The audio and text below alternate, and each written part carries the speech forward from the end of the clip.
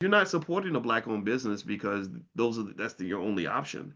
You're supporting black-owned business because, if one business disappoints you, there's probably another one that will do a great job, and you're actually pouring into something that matters for you. You're pouring into your own community, right? So why not support a black-owned business? Why not go out of your way to just say, this is just where I'm going to be? Now, if I get so much money that I just have to find businesses that are not black, then that's fine. But until then, that's going to be my top priority. And I think also that experience, I think me kind of seeing my value in that way. And actually, when I heard my mother talk about how important good black men are, I remember saying, I want to be a good black man. I want to be a good husband for some black woman one day, because that's like something that I wanted to do, almost like an assignment, like out of loyalty to her.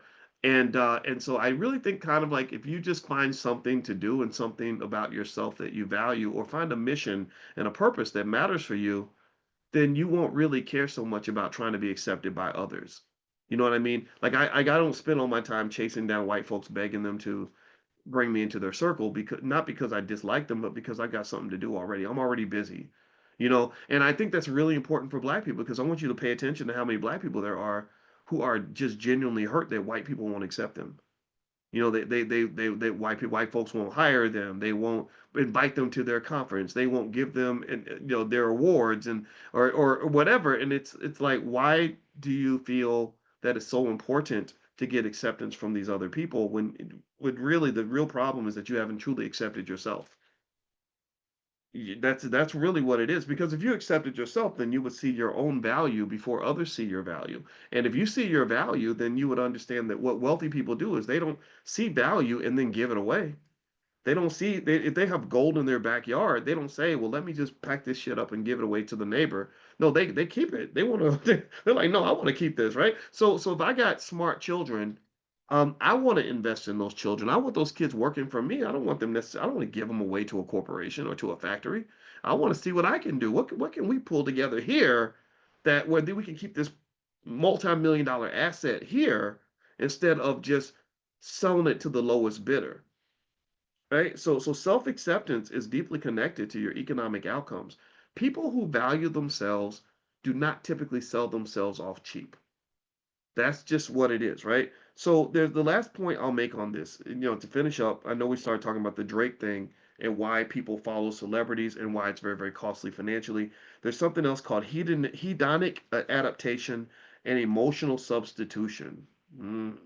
So here's what's happening. People chase the emotional highs of consumption, that's like buying stuff, to fill psychological gaps, stress, envy, and boredom.